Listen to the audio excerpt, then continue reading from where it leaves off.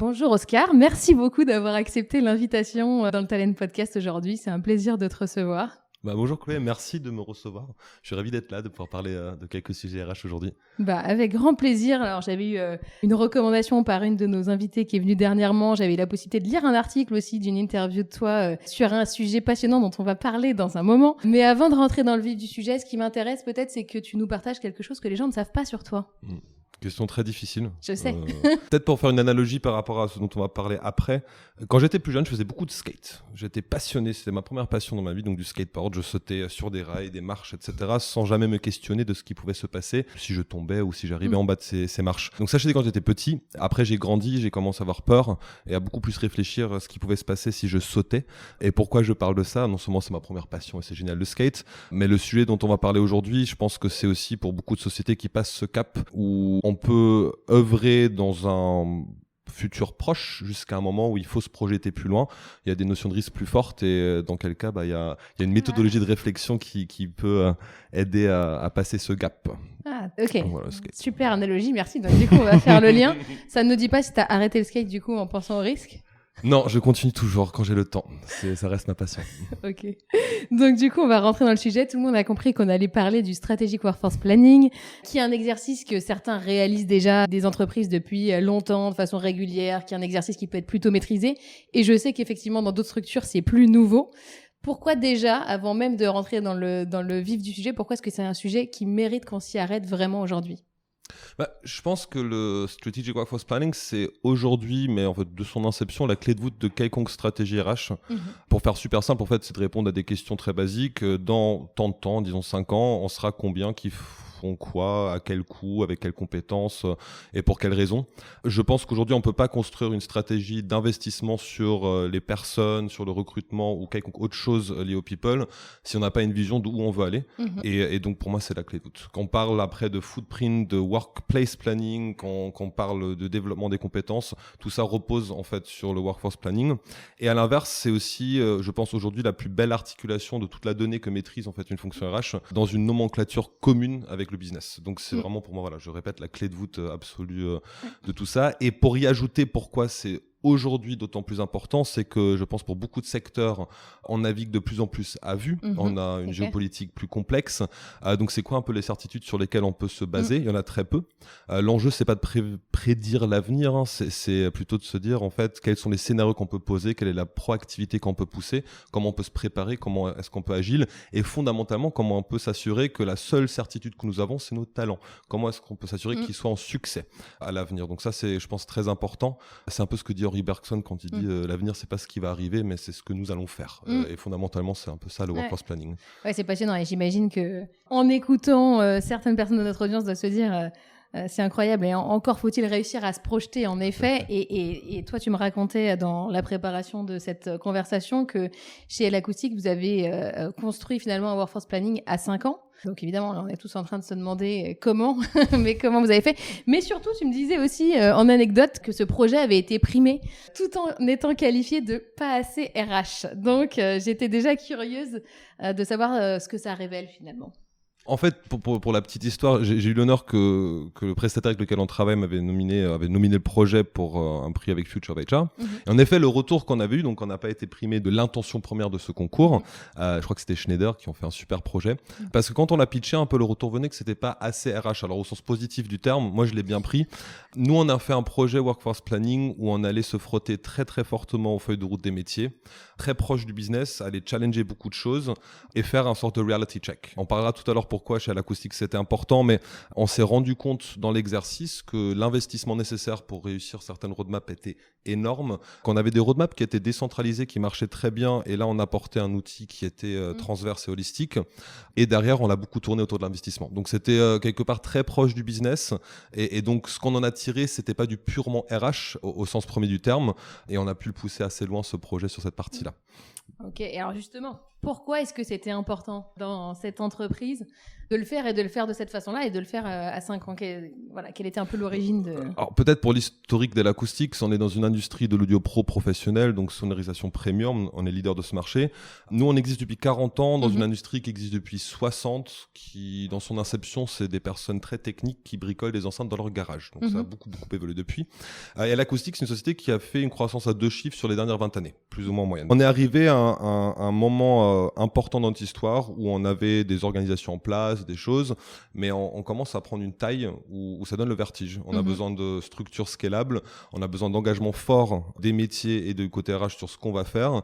Et quand on passe un certain cap de taille, quand vous lancez votre R&D sur un sujet, quand c'est 20 personnes, au pire, on peut faire demi-tour de manière assez agile. Quand c'est une machinerie beaucoup plus grande, c'est des investissements beaucoup plus conséquents, c'est plus lent à retourner, donc un besoin de vision à 5 ans, très simplement. Donc c'est un exercice qui a été fait pour tous les métiers. Et le workforce planning, c'était un peu la base que nous, on voulait apporter côté people, en tout cas le fondement, pour répondre à tous ces engagements qui seront pris aussi des différentes divisions. Wow. Ok, passionnant. Et plus spécifiquement, vous le faisiez, donc c'était pas la première fois que vous faisiez l'exercice, vous le faisiez de façon annuelle? Avant, on faisait un budget annuel, donc tout simplement, qu'on fait toujours, l'exercice tactique annuel existe toujours, donc c'est l'articulation après par année. Donc là, on se projetait sur un an et les besoins des métiers qui étaient décrits. Il me faut une personne à tel moment pour soutenir tel projet.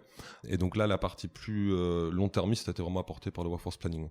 Sachant peut-être pour le contexte aussi, on est dans une société d'innovation autour de la R&D, mais aussi autour du reste. Donc on est dans un moment où on change de business model, on apporte plus de services différents, des nouvelles verticales marché qui demandent un certain nombre de compétences supplémentaires et une organisation designée de manière différente aussi. Et alors concrètement, tu démarres par quoi en fait? Quand tu démarres cet exercice, quand tu prends ce projet en main, du coup, il y a quoi, un petit peu plus de 1 an, 2 ans? Enfin, quand je sais pas. Ça fait 1 an et demi maintenant, ou un peu moins. Par où tu démarres précisément et quelque part, quand tu repenses rétrospectivement à la prise en main de ce projet, quelles étapes et quelles clés de succès en fait? Tu commences par la donnée. Fondamentalement, comme tout projet de projection, tu commences avec le réel, donc l'intelligence, comme certains de mes collègues l'appellent, qui peut être interne, extérieure. Donc en fait, tu passes du temps à trier ton SIRH, t'assurer que la donnée est bonne, qu'elle est actionnable, que le catalogue de compétences est le bon et actionnable. C'était le cas ou pas? T'avais une absolument. Alors, pardon, on était très mature sur la chose déjà, mais il y avait quand même du tri à faire. Après, il y a aussi une intégration d'un outil. Moi, ma grande recommandation quand on fait du workforce planning, le problème c'est que derrière, on va pitcher des modèles, des choses. Il faut que ça soit beau, il faut que ça soit clair, lisible en fait pour le COMEX.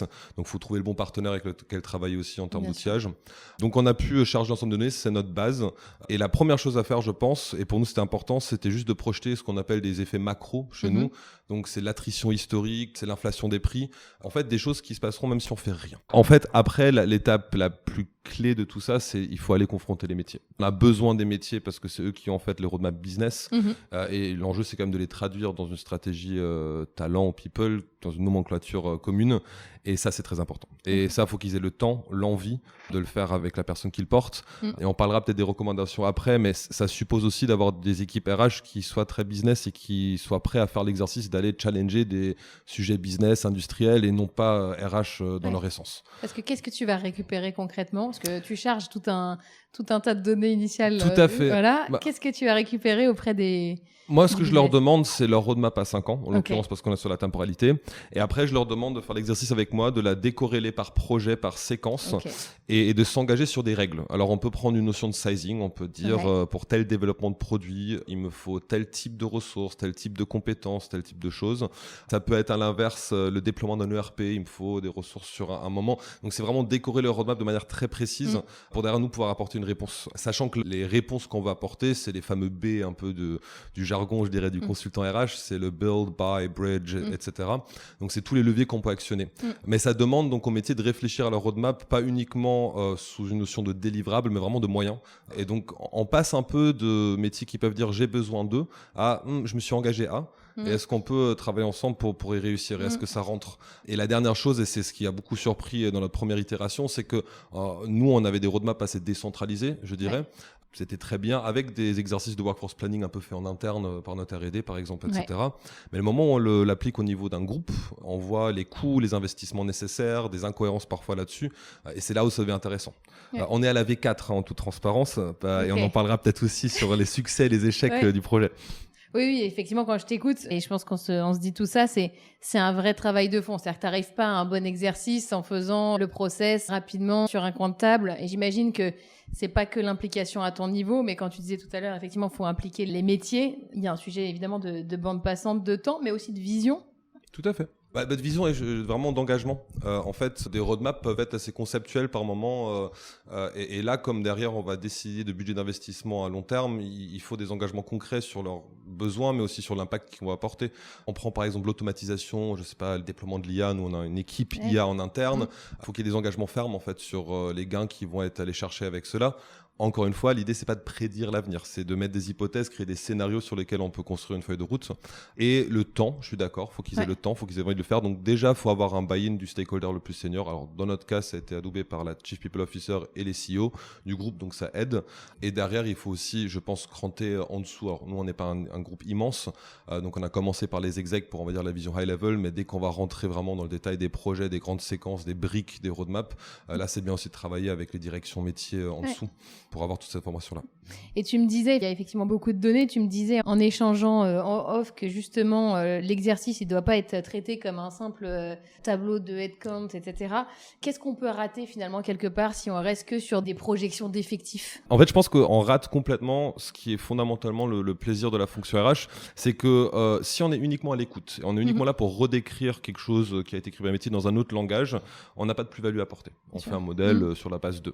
Moi, je trouve qu'aujourd'hui, la fonction RH, elle fonctionne bien quand il y a de l'audace, quand il y a des convictions fortes. Alors, pas pour faire du Danton avec audace, encore de l'audace, toujours de l'audace, mais il faut venir avec des convictions fortes qui cadrent le processus. Donc, ça peut être des convictions financières de dire on veut un ratio X de notre masse salariale par rapport à notre chiffre d'affaires, mais ça peut être des convictions autour de la composition des organisations, ça peut être des convictions fortes autour du fait de dire nous, notre industrie, on veut qu'elle soit de plus en plus automatisée, et il faut commencer par ça, c'est le cadre. Et donc, c'est pas uniquement une transcription des roadmaps des métiers, c'est un travail collaboratif pour dire ça, c'est nos objectifs groupe en termes de quelle typologie de groupe on souhaite être et comment est-ce qu'on y répond ensemble. Et c'est là où c'est chouette parce que c'est un vrai échange et il faut démontrer la valeur ajoutée de la fonction RH qui aujourd'hui a un nombre de données énorme quand c'est bien piloté, sur l'attrition mais sur plein d'autres sujets, qui en plus détient des budgets théoriquement en pilotage énormes parce que la masse salariale c'est un des gros centres de coûts des entreprises.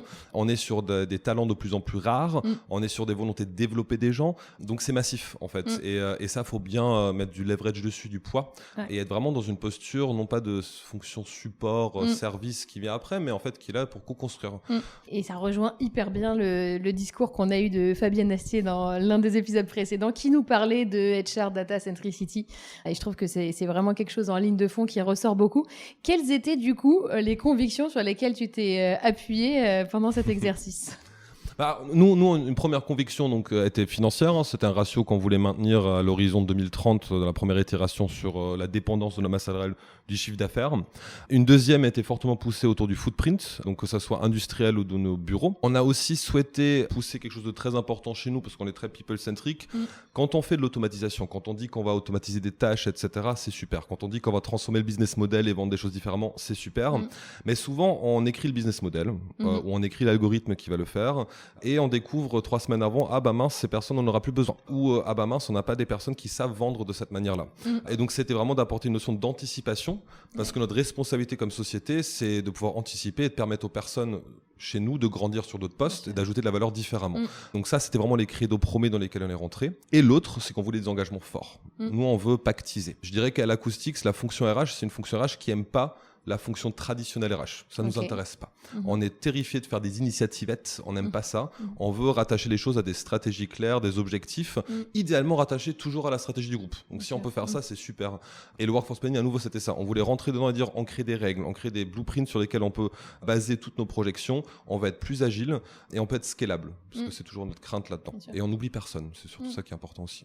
Et du coup, quand je t'écoute, je me dis qu'à l'issue d'un exercice comme celui-ci, alors tu vas nous dire où vous en êtes concrètement, les leçons de l'apprentissage, etc. Mais à l'issue d'un exercice comme celui-ci, il doit y avoir du coup beaucoup de matière à exploiter pour vous en tant que fonction RH pour justement amener de la cohérence derrière dans le développement des collaborateurs, par exemple, ou plein d'autres sujets. Est-ce que tu pourrais, je trouve à titre d'exemple, illustrer quels sont justement tous ces bénéfices collatéraux qu'a pu t'apporter cet exercice-là? Je peux donner un exemple assez concret de la dernière itération qu'on a faite, qui n'était pas attendue, qui nous a surpris. On a pris des taux de productivité qu'on gagne dans les années que nous projette notamment l'IT ou d'autres projets qu'on mène aujourd'hui pour réduire la charge de travail sur certains trucs volumétriques. Et on s'est rendu compte que le ratio de headcount gagné par rapport au ratio de FTE gagné est de 1 à 15. Alors je m'explique, dire qu'en fait, on fait énormément de productivité. Ouais. Mais on gagne très peu de personnes complètes, alors que... Pourquoi Pourquoi ? C'est parce qu'on a des toutes petites équipes. Et que donc, en fait, la manière dont est designée l'organisation aujourd'hui, elle s'est beaucoup construite parce qu'on avait des nouvelles spécialités. Donc, on recrutait un manager, puis une ou deux personnes en dessous. Mais donc, elle est tellement fragmentaire et le span of control est trop petit que tous les efforts de productivité, oui, nous font gagner du temps, mais optimisent absolument pas, en fait, nos ressources. Et donc, un gros insight à prendre là-dedans, c'est pas de dire on veut réduire les gens, c'est pas ça. Mais c'est de dire peut-être il faut consolider, regrouper et penser le design de l'organisation différemment, qui est là la grande phase dans laquelle on est. C'est de vraiment réfléchir, en fait, est-ce qu'on a besoin de cette surspécialisation ? Est-ce qu'il y a des regroupements à faire ? Et est-ce qu'on perd pas inhéremment en productivité en ayant des micro-équipes, beaucoup de strates managériales ? Donc, il y a une grande réflexion qui a été portée. Un résultat qu'on ne s'attendait pas à ça. Et on l'a vu aussi grâce à l'outil. Sinon, nous, on aurait juste dit, on gagne tant de FTE, c'est super, et basta. Ouais. Donc ça, c'était un insight extrêmement fort. L'autre, et ça c'est à nouveau en cours parce qu'on pousse de plus en plus, c'est sur la partie compétences et dans la gestion de l'attrition. Historiquement, on est un groupe qui avait un peu comme habitude de dire quelqu'un part, on le remplace sur le même périmètre, plus ou moins. Et aujourd'hui, on se dit, mais en fait, si on arrive à bien mapper les besoins en termes de compétences par rapport aux projets qui viennent, donc on n'est pas une competency-based organization, mais c'est un peu cette idée dans son origine, on peut être beaucoup plus malin dans la manière dont on remplace les gens, dont on aussi flèche ces budgets-là. Et ça permet à une fonction, par exemple, talent acquisition, d'être beaucoup plus proactif. Si elle est bien briefée, si elle est en tête le workforce planning, ils vont voir un manager en disant c'est super, c'est l'opportunité d'aller changer ton organisation, le cap et cranter là-dessus. Et donc à nouveau, ça donne une richesse d'informations stratégiques à la fonction RH pour être encore plus dans le business partnering et de pousser un peu. Notre rôle, quelque part, c'est de manager tout le monde, alors au sens positif du terme. Mais donc ça, on a vu des vrais effets bénéfiques dessus. Après, en toute transparence, donc on fait une 4e version aujourd'hui parce qu'on a juste des choses. C'est itératif.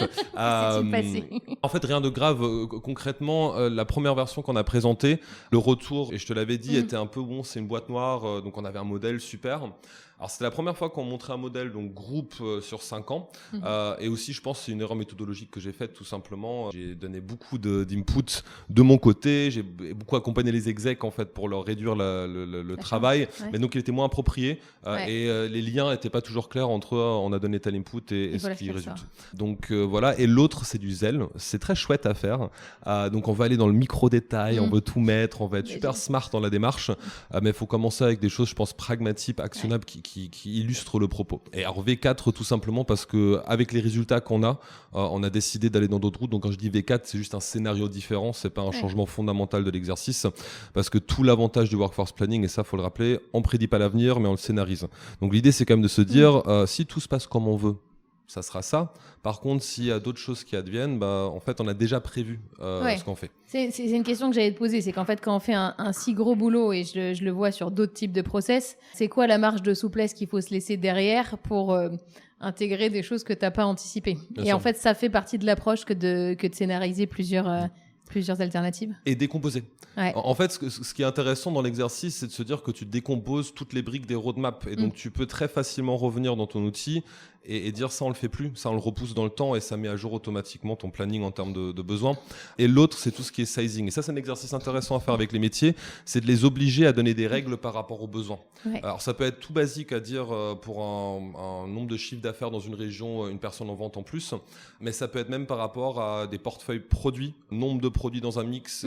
Et donc, c'est là où ça devient super intéressant parce qu'on va vraiment réfléchir au lien direct entre les personnes qui travaillent dans la société, leurs compétences, et un input qui n'est pas nécessairement uniquement on a une croissance de chiffre d'affaires, mais on change notre portefeuille produit, devient plus compliqué, le mix.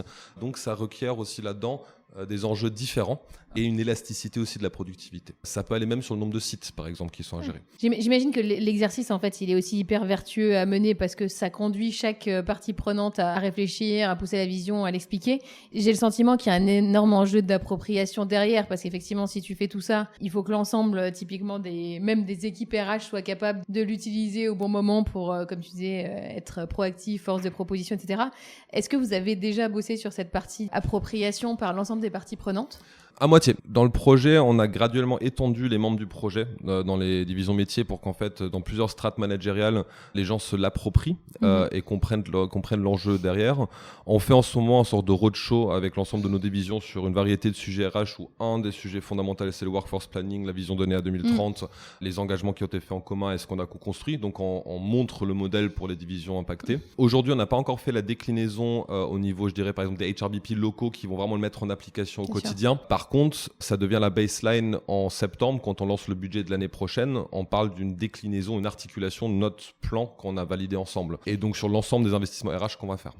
Et en parallèle, la roadmap People ou RH, chez nous ça s'appelle People, elle est basée là-dessus. Elle est vraiment basée sur les projections qu'on se donne, les scénarios qui sont validés par le COMEX. Et donc tout ce qu'on veut faire en termes de conviction, engagement, que ce soit le nombre d'heures de formation pour les collaborateurs, que ce soit les évolutions offertes tous les 3 ans par exemple, tout ça c'est relié aux capacités qu'on a pu identifier dans le workforce planning. Ok, passionnant. Est-ce qu'il y a des chiffres clés que tu pourrais nous citer qui permettent d'illustrer certains éléments de cette démarche ? Aujourd'hui, on a mappé l'ensemble, donc 100% de la population chez l'Acoustics, toutes les strates managériales, les 300 et quelques job profiles qu'on a dans le groupe. Donc vraiment, l'ensemble de notre infrastructure RH a été reproduit dans le projet. En termes d'investissement de temps, c'est ça qui est peut-être important à dire. Donc l'ensemble du COMEX a participé.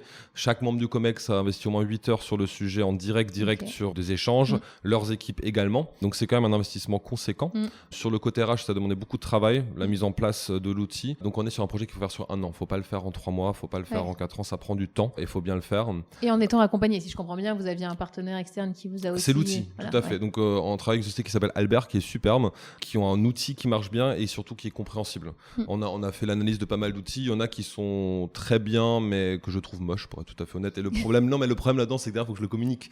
Et les gens sont quand même des personnes esthétiques. Donc il faut que ça soit clair, limpide et on voit la chose. Et il faut que ça marche bien avec l'interface SIRH de la société, donc en fonction un peu de la base de données. Donc pour nous, voilà, 100% réussi. Aujourd'hui, 100% du recrutement tactique et de l'investissement développement va être basé là-dessus, donc d'ici fin d'année. Donc pour nous, c'est un franc succès. Et on a aujourd'hui 3 modèles créés, dont un qui va être normalement validé le 28 juillet pour être le modèle final canonique sur lequel on va partir. Waouh, on pensera à vous, évidemment. Est-ce qu'il y a à refaire ? Alors, tu parlais effectivement, je pense, dans les points d'apprentissage du sujet, comment bien embarquer les dirigeants sur le sujet. Est-ce qu'il y a d'autres points d'apprentissage que tu pourrais partager ? Ouais, le projet, dans son inception, on l'a porté beaucoup dans mes équipes de l'époque. Donc, tout ce qui est design organisationnel chez l'Acoustique, c'est rattaché à un pôle Talent Acquisition. On était très spécialisé et on faisait beaucoup de ça. C'est quelque chose où il y a vraiment un intérêt d'aller chercher des équipes polyvalentes. Déjà au sein de la fonction RH, mais même au-delà, je pense. Donc, on l'a pas encore fait aujourd'hui, mais à terme, une recommandation dans le core team qui le met en place. C'est intéressant d'avoir quand même aussi des membres, alors même des individual contributeurs, mais des divisions, qui peuvent déjà donner un input, qui peuvent accompagner aussi dans la manière dont on va aborder les roadmaps des différentes divisions. Donc ça aide.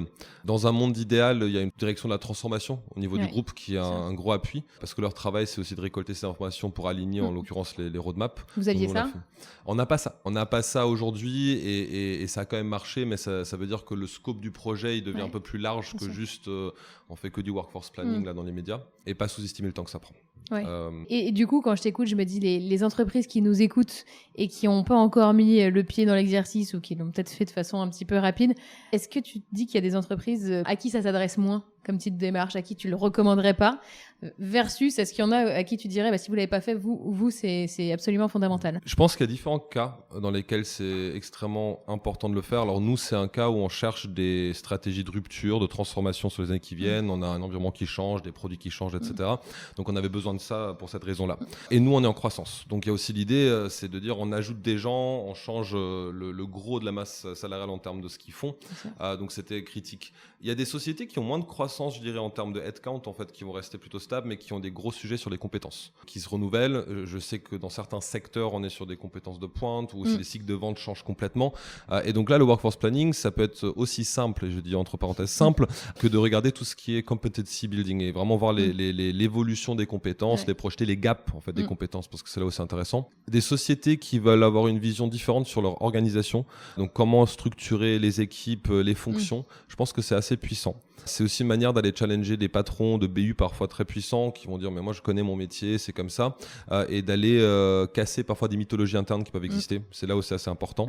C'est super pour benchmarker aussi pour des sociétés qui sont dans des marchés de niche potentiellement où ils ont besoin de trouver des choses qui sont homologables avec d'autres environnements. Par contre, si tu es sur un business stable qui change pas, où en fait t'as pas de gros sujets d'attrition autres ou de changement de cap, t'en as pas nécessairement besoin, ou du moins tu peux faire des versions beaucoup plus simplifiées de la chose parce que tu projettes un trend historique et tu dis on va continuer à faire comme ça. Et je pense qu'il y a peu d'industries aujourd'hui qui sont dans ce cas-là, de dire il faut pas de changement, rien change. Et dernièrement, ça marche uniquement dans des sociétés où on donne la place à la fonction RH et où la fonction RH n'est pas une fonction qui a peur d'aller travailler sur des sujets business. Et ça, c'est vraiment clé. Donc, faut un Chief People Officer ou une DRH ou ce que tu veux qui est vraiment déjà implanté comme ça au niveau du COMEX. Moi, j'ai beaucoup de chance. J'ai une chef qui, depuis 20 ans, préfère faire du business que de la RH, donc qui est déjà vraiment dans ces cycles-là de décision. Donc, ça aide énormément. Mais j'ai pu parler avec beaucoup de sociétés qui s'intéressaient sur le sujet, justement, et qui me disaient beaucoup, oui, mais nous, en fait, les métiers vont jamais nous donner les informations. Ils vont pas vouloir jouer le jeu.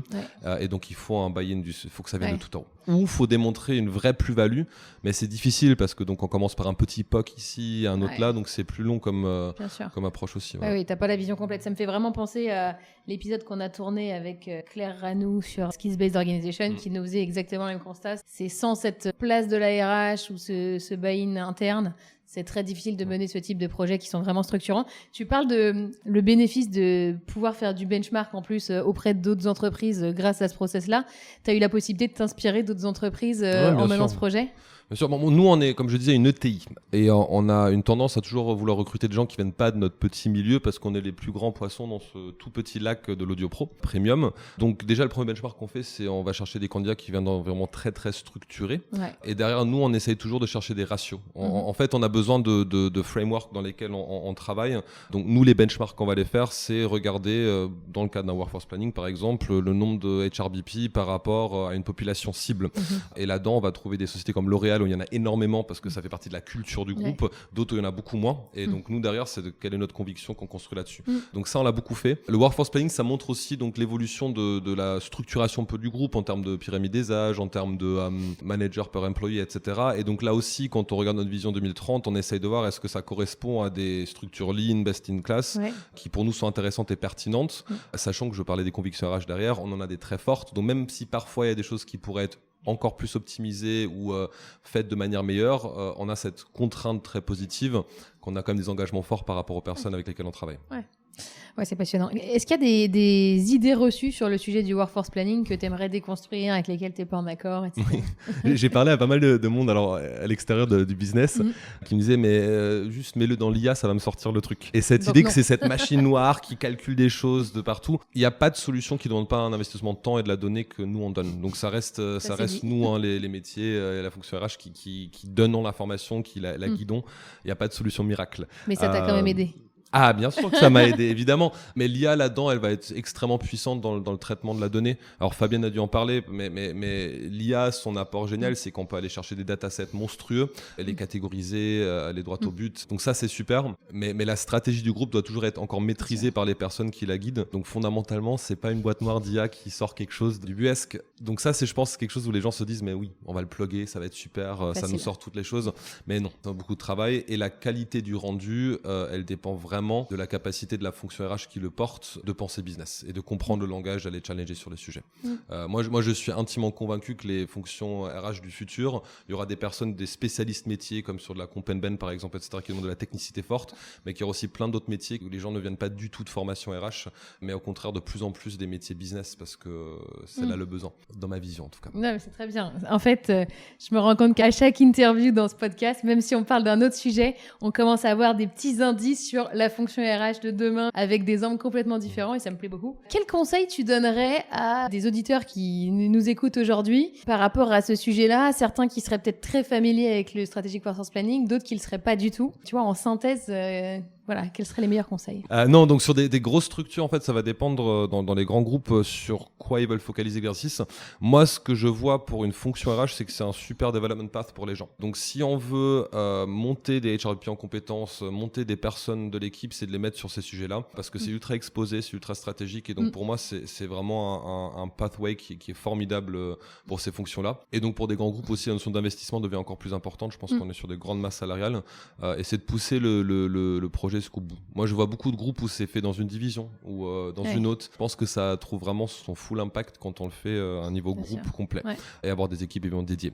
Sur des plus petites structures, la question c'est l'utilité, parce que même si on est dans une structure où potentiellement c'est pas la nature première des métiers de dire on va vous donner plein de données, on va travailler avec vous là-dessus. Si on peut montrer l'impact et l'avantage de la chose, je pense que ça marche. Donc mon conseil là, c'est vraiment de bien réfléchir si ça vaut l'investissement en termes de temps et si c'est un vrai besoin.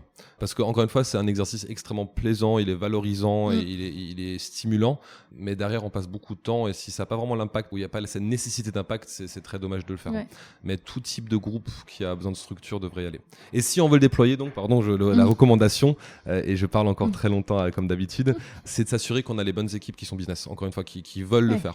Faut qu'un HRVP ait envie de le faire aussi, d'aller se confronter à ça, sinon ça marche pas. Et justement, pour ceux qui se lanceraient, est-ce que tu as des ressources que tu recommanderais spécifiquement sur ce sujet? Parce que je pense que qu'on vienne pas de la fonction RH ou qu'on en vienne, ça fait probablement partie des sujets sur lesquels on n'a pas eu beaucoup de conviction de base en termes de méthodo. Où est-ce que tu t'es inspiré?